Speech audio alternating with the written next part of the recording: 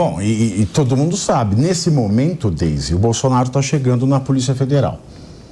Né? Ele está chegando agora para depor naquele caso, naquela questão do Marcos Duval, que ele fez aquela live à noite, muito loucão, né, falando que teve uma reunião com o Daniel Silveira e o Bolsonaro. O Bolsonaro parecia um totem, né? Ele ficou assim, ele não falou nada. Ele só ficou lá igual um totem.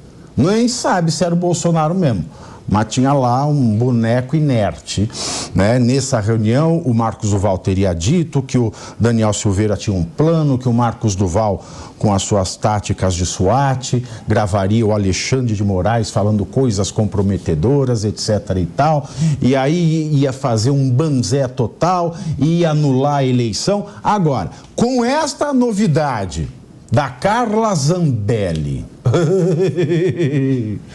você acha que a situação dessa... É rir pra não chorar, gente. É rir pra não chorar. Porque a pessoa quer fazer o James Bond, vira o Austin Powers. Aí a outra quer fazer as Panteras, no máximo consegue fazer a Jaguatirica. E tudo isso, é claro, vai influenciar nesse depoimento. As Panteras e a Jaguatirica. Você ri, é pra chorar, Deise. É pra chorar um negócio desse. Tá? O Bolsonaro tá chegando agora para prestar esse depoimento à PF. Tá? Como é que você acha que vai ser esse depoimento com esta bomba?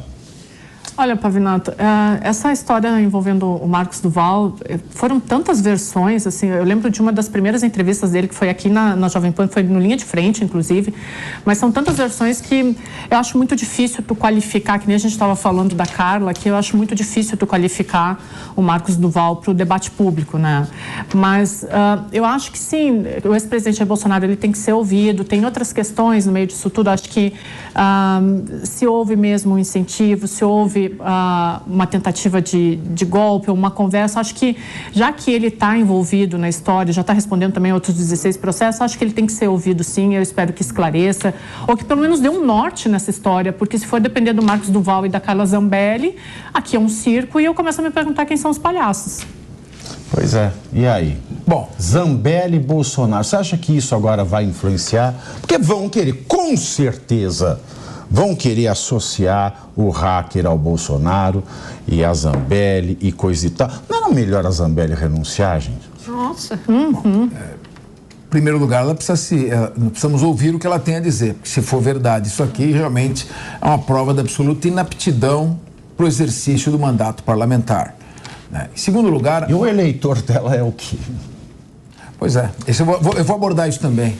Agora, numa reunião do Bolsonaro com o Daniel Silveira, pode sair algum golpe? A não ser um golpe de jiu-jitsu? Daniel Silveira tem capacidade, inteligência, preparo para arquitetar algum golpe? O senador Marcos Duval, com todo respeito, cada vez que a gente ouve aqui, senador, me desculpe, é com respeito que eu estou dizendo isso, mas a gente tenta entender o que o senhor fala e ninguém consegue. Cada hora o senhor apresenta uma versão. Então, esse tipo de declaração perde completamente qualquer verossimilhança. Então, eu não acredito que vai ter alguma consequência maior que não seja uma consequência para a própria deputada, porque, além de ser um ato extremamente infantil, é uma sequência de operações Tabajara que a gente vem acompanhando aqui, que realmente levam um absoluto desânimo e absoluta prostração. E aí eu entro no comentário que você fez. Enquanto o Brasil continuar refém do populismo, enquanto o Brasil continuar nas eleições refém de nomes carismáticos que agreguem em torno de si ideias muito esparsas, levando as massas para um lado ou para outro, nós continuaremos tendo ações como essas que estamos vendo aqui se repetirem em todos os programas que nós comentamos. Um absoluto despreparo.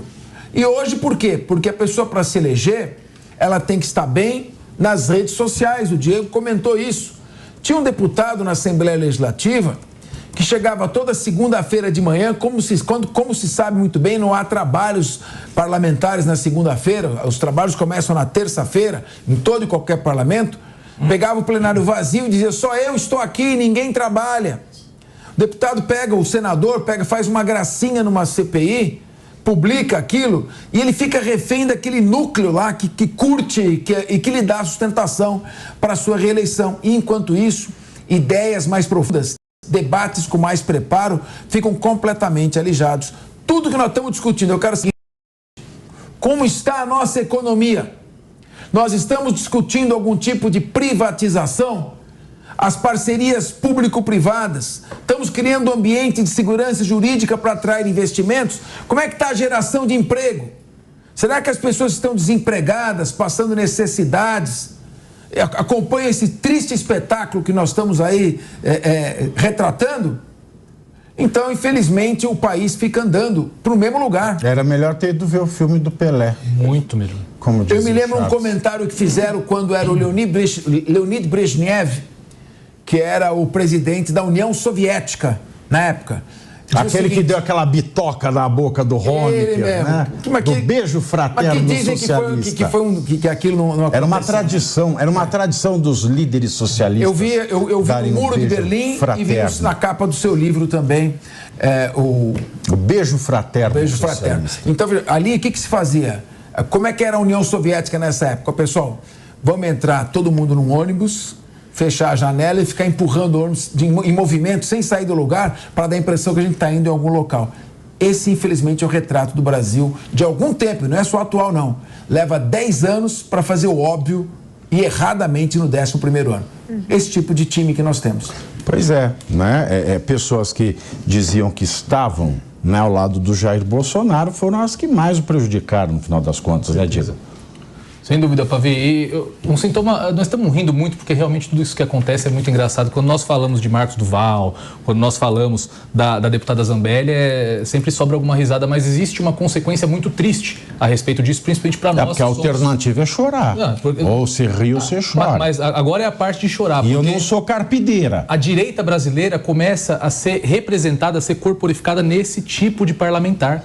E esses parlamentares não são representantes da direita. Esses parlamentares podem representar qualquer coisa, menos a direita. E ninguém olha para aqueles deputados, os poucos, realmente, poucos deputados que falam em uma economia mais liberal, no combate à corrupção, em pautas que realmente são pautas da direita. Sim, mas a esquerda está cheia de aloprado também. Não, não vamos também só dizer que a direita é só Carla Zambelli. A esquerda está cheia de gente despreparada também. Eu tô puxando o problema aqui para o lado onde a gente tem que resolver para buscar ganhar as próximas eleições. E esse sintoma realmente é muito ruim. Claro, Carla Zambelli vai ter o direito de se defender, mas sabe aquela história de, olha, considerando quem não é difícil que isso tudo seja verdade, ela vai ter muitos crimes aí para se defender, mas olha só, se falta de inteligência fosse um crime também, pelo amor de Deus, né? Ela recrutar o hacker que foi a serviço da esquerda investigar e quebrar os dados para pegar as mensagens lá entre Moro e Dallagnol, que protagonizou a Vaza Jato, ela pegar justamente esse cara para ser o hacker, para salvar o Jair Bolsonaro. Então é uma coisa assim caricata realmente. Carla Zambelli não representa a direita, Marcos Duval não representa a direita. Agora, se a direita está na CPMI agora, é hora de pedir quebra de dados telefônicos, telemáticos, vai lá e pede. Tem maneiras institucionais de se fazer isso. Mas para quê? Para quê? Para quê?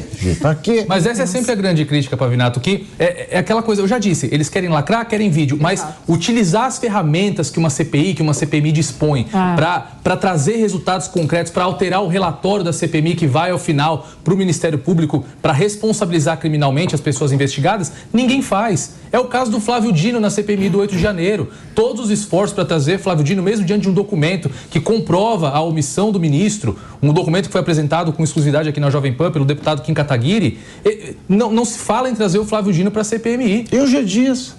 O G. Dias? G. Dias nem de noites está sendo chamado. G. Dias nem amanhãzes. G. Dias passam dias e G. Dias continua numa boa.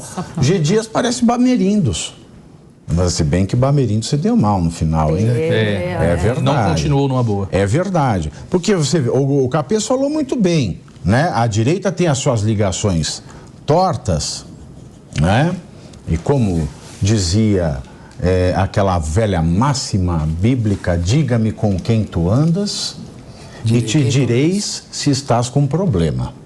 né? Então, no caso, é isso aí. Agora, porque o PT também tem os seus amigos bandidinhos, como diz o advogado Palomar, bandindinhos. Por exemplo, o Lula anda com o Stedley, bandindinho. O Stedley anda com o Alckmin, bandindinho. Agora, parece que eles têm uma imunidade. Eles têm uma carapaça. Porque, afinal de contas, e assim eu faço o pulo deste assunto, invadir uma conta privada é tão grave quanto invadir uma propriedade privada. E o MST comete, no mundo físico, os crimes que um hacker comete no mundo virtual. Agora, por que é mais grave a invasão de um hacker do que a invasão de um sujeito que é liderado pelo Stedley e que viaja lado a lado com o Lula e que tira foto com o Alckmin? Por quê? Isso tem que ser trazido. Isso tem que ser trazido. Tem que ser mostrado. Tem crime no Brasil? Tem. Tem justiça? Não sei, tem poder judiciário. Só vai ser justiça se ela tratar todo criminoso como criminoso. Ah, mas esse criminoso aqui, ó, tá falando mal da Carla Zambelli. Vamos espalhar. Vamos lá. Ah, esse criminoso aqui viajou com o Lula, tirou foto com o Alckmin. Tudo bem. Ah, veja bem. Aí, veja bem. É o famoso veja bem, veja bem, veja bem.